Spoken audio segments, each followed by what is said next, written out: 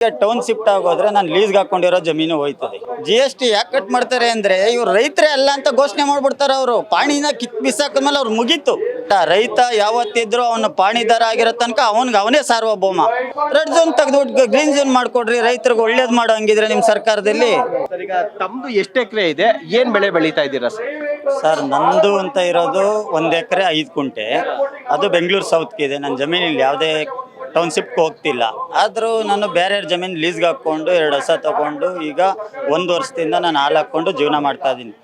ಆಟ ಓಡಿಸ್ಕೊಂಡು ಜೀವನ ಮಾಡ್ತಿದ್ದೆ. ಆಟ ಓಡ್ಸೋಕೆ ಸ್ವಲ್ಪ ತೊಂದರೆ ಐತಿ. ಈಗ ತೊಂದರೆ ಆಗಿದ್ದ ಕಾರಣದಲ್ಲಿ ನಾನೀಗ 2 ಹಸುಗಳು ತಗೊಂಡು ಮನೆ ಹತ್ರನೇ ಕೆಲಸ ಮಾಡಿಕೊಂಡು ಲೀಸ್ಗೆ ತಗೊಂಡು ಜಮೀನು ಹುಲ್ಲು ಹಾಕ್ಕೊಂಡು ಜೀವನ ಮಾಡ್ತಾ ಇದ್ದೀನಿ. ಹಂಗಾಗಿ ಈಗ ಟೌನ್ ಶಿಫ್ಟ್ ಆಗೋದ್ರೆ ನಾನು ಲೀಸ್ಗೆ ಹಾಕ್ಕೊಂಡಿರೋ ಜಮೀನು ಹೋಯ್ತದೆ.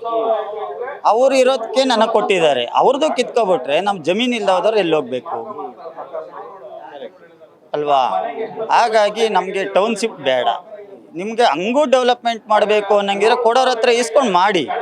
4,900 ಎಕರೆನೂ ನೀವು ಟೌನ್ ಶಿಫ್ಟ್ ಮಾಡ್ಬಿಟ್ಟು ಅರ್ಧರಲ್ಲಿ ಅರ್ಧ ಜನ ಸೈಟ್ ತಗೋತೀನಿ ಅಂತಿದ್ದಾರೆ. ಅರ್ಧ ಜನ ಸೈಟ್ ತಗೊಂಡು ಅವ್ರು ಯಾವ ರೀತಿ ಪಾಣಿದಾರ ಆಯ್ತಾರೆ? ನೀವು ಪಾಣಿದಾರರಿಂದನೇ ಕಿತ್ತು ಬಿಸಾಕ್ತಾ ಇದ್ದೀರಾ ಅವ್ರನ್ನ. ಸೈಟ್ ಕೊಟ್ಮೇಲೆ ಅವರು ಡೆವಲಪ್ಮೆಂಟ್ ಅಂತ ನೀವು ಕೊಡ್ತೀರಾ, ಒಂದು ಸರ್ಟಿಫಿಕೇಟ್ ಕೊಡ್ತೀರಾ. ಅದಕ್ಕೆ ಟ್ಯಾಕ್ಸ್ ಎಷ್ಟು ಕಟ್ಟಬೇಕು ಅಂತ ಪಾಪ ರೈತರಿಗೆ ಗೊತ್ತಿಲ್ಲ.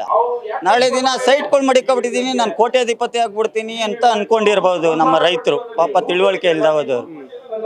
ಆ ಸೈಟ್ನ ಮಡಿಕೊಂಡಿದ್ದೀನಿ, ಅದಕ್ಕೆ ನಾನು ಟ್ಯಾಕ್ಸ್ ಕಟ್ಟಬೇಕು ಅನ್ನೋದನ್ನ ತಿಳಿಸಿ ಬಿಡಿಸಿ ಹೇಳಿದ್ರೆ ಅವ್ರಿಗೆ ಅರ್ಥ ಆಗುತ್ತೆ. ಟ್ಯಾಕ್ಸ್ ಕಟ್ಟಬೇಕು, ಜೊತೆಗೆ ಆ ಸರ್ಕಾರದಿಂದ ಈಗ ಏನು ಲೇಔಟ್ನ ರಿಜಿಸ್ಟರ್ ಮಾಡ್ಕೊಬೇಕು ಅಂದ್ರೆ ಅಲ್ಲಿ ರಿಜಿಸ್ಟರ್ ಫೀಸ್ ಕೂಡ ರಿಜಿಸ್ಟರ್ ಫೀಸು ಕಟ್ಟಬೇಕು, GSTನೂ ಕಟ್ ಮಾಡ್ತಾರೆ ಅವರು. GST ಯಾಕೆ ಕಟ್ ಮಾಡ್ತಾರೆ ಅಂದ್ರೆ ಇವ್ರು ರೈತರೇ ಅಲ್ಲ ಅಂತ ಘೋಷಣೆ ಮಾಡ್ಬಿಡ್ತಾರೆ. ಅವರು ಪಾಣಿನ ಕಿತ್ ಬಿಸಾಕದ್ಮೇಲೆ ಅವ್ರು ಮುಗೀತು.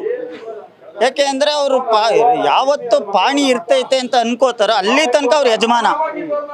ಮೂವಿಗಳೆಲ್ಲ ಹೇಳ್ಬಿಟ್ಟವ್ರೆ, ನಾವೇನೇ ಇದ್ರ ಬಗ್ಗೆ ಹೇಳೋದೇ ಬೇಡ. ರೈತ ಯಾವತ್ತಿದ್ರು ಅವನು ಪಾಣಿದಾರ ಆಗಿರೋ ತನಕ ಅವನೇ ಸಾರ್ವಭೌಮ ಅಲ್ವಾ? ಅವನೇ ಯಜಮಾನ. ಅವನು ಮಾರ್ಕೊಂಡ್ಮೇಲೆ ಅವನೊಬ್ಬ ಕೂಲಿ ಹಾಳಾಗ್ಬಿಡ್ತಾನೆ. ಅವನು ಎಷ್ಟೇ ಸೈಟ್ ಮಾಡಿಕೊಂಡಿದ್ರು ಅದಕ್ಕೆ ದುಡ್ಡು ಅವನ ಕೈಯಿಂದನೇ ಕಟ್ಟಬೇಕು. ಈಗ ಇಂಡಸ್ಟ್ರಿಯಲ್ ಏರಿಯಾಗಳಿಗೆ, ಫ್ಯಾಕ್ಟ್ರಿಗಳಿಗೆ, ಏರ್ಪೋರ್ಟ್ ಜಾಗ ಕೊಟ್ಟಿರೋರೆಲ್ಲ ಸೆಕ್ಯೂರಿಟಿಗಳು ಕೆಲಸ ಮಾಡ್ಕೊಳ್ತಾ ಇರೋದು ನೋಡ್ತಿಲ್ವಾ ಸರ್? ಸೆಕ್ಯೂರಿಟಿ ಕೆಲಸ ಮಾಡ್ತಿರೋರು ಅವರೇ. ಅದು ಪಾಪ 1 ಎಕರೆ 2 ಎಕರೆ ಮಡಿಕೊಂಡಿರೋ, 10 ಎಕರೆ ಮಡಿಕೊಂಡಿರೋ ಅವ್ರು ಎಲ್ಲೋ ಹೋಗಿ ತಗೋಬಿಡ್ತಾರೆ. ಅವ್ರ ಜೀವನ ಅವ್ರು ಮಾಡ್ಕೊಬಿಡ್ತಾರೆ.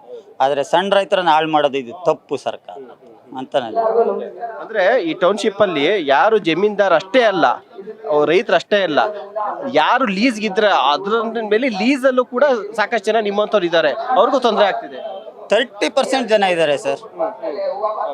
ಜೀವನ ಮಾಡ್ತಿರೋರು. ಈಗ ಲೆಕ್ಕ ಕೊಡ್ರಿ, ಈಗ ನಾನು ಒಬ್ಬ ಹಳ್ಳಿಲಿ ಇದ್ದೀನಿ ಅಂದ್ರೆ ಹಳ್ಳಿಲಿ ಎಲ್ಲಾದ್ರೂ ಹೋಗಿ ತರಕಾರಿ ಬೆಳೆದಿರೋರ ಹತ್ರ ಇಸ್ಕೊಬತ್ತೀವಿ, ಜೀವನ ಮಾಡ್ತೀವಿ. ದುಡ್ಡು ಇಲ್ದಿದೆ, ಅದನ್ನೇ ದುಡ್ಡು ಕೊಟ್ಟು ತಗೋಬೇಕು ಟೌನ್ ಶಿಫ್ಟ್ ಮಾಡಿದ್ಮೇಲೆ ಅಂದ್ರೆ ಅವ್ನಿಗೆ ಎಷ್ಟು ಹೊರೆ ಬೀಳ್ಬೋದು. ಅದನ್ನೆಲ್ಲ ಹಾಳು ಮಾಡ್ದಂಗಲ್ವಾ ಇವರು? ಯಾಕೆ ಇಷ್ಟೊಂದು ರೈತರ ಮೇಲೆ ಹೊಟ್ಟೆ ಉರಿ ಇವ್ರಿಗೆ? ನೇರ ಪ್ರಶ್ನೆ ನಾನು ಏನ್ ಕೇಳ್ತೀನಿ ಅವ್ರಿಗೆ ಅಂತ ಅಂದ್ರೆ, 20 ವರ್ಷದಿಂದ ನೀವು ರೆಡ್ ಝೋನ್ ಅನ್ಕೊಂಬಂದಿರಿ. ರೆಡ್ ಝೋನ್ ತೆಗೆದು ಗ್ರೀನ್ ಝೋನ್ ಮಾಡ್ಕೊಡ್ರಿ, ರೈತರಿಗೆ ಒಳ್ಳೇದ್ ಮಾಡೋ ಹಂಗಿದ್ರೆ ನಿಮ್ ಸರ್ಕಾರದಲ್ಲಿ. ಯಾಕೆ ಟೌನ್ ಶಿಫ್ಟ್ ಮಾಡಿ ನೀವು ಉದ್ಧಾರ ಮಾಡಬೇಕು? ರೆಡ್ ಝೋನ್ ತೆಗೆದ್ರೆ ನಾವೇ ಉದ್ಧಾರ ಆಯ್ತೀವಲ್ಲ.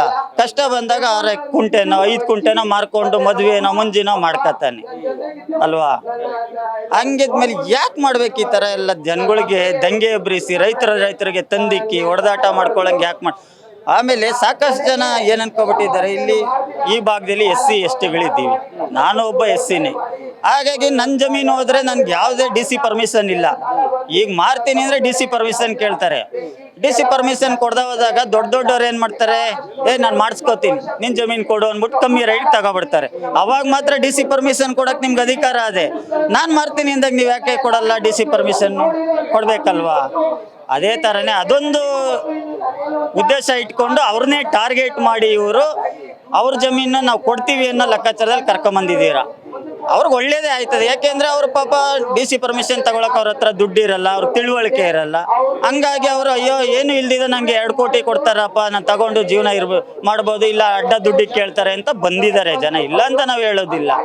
ಅದನ್ನೊಂದು ಕ್ಯಾನ್ಸಲ್ ಮಾಡಿಕೊಡಿ. ಹಂಗೆ ರೆಡ್ ಝೋನ್ ತೆಗ್ದು ಗ್ರೀನ್ ಝೋನ್ ಮಾಡಿಕೊಡಿ, ರೈತರು ಬದುಕಕ್ಕೆ ಬಿಡ್ರಿ ಅಂತ ಕೇಳ್ತಾರೆ.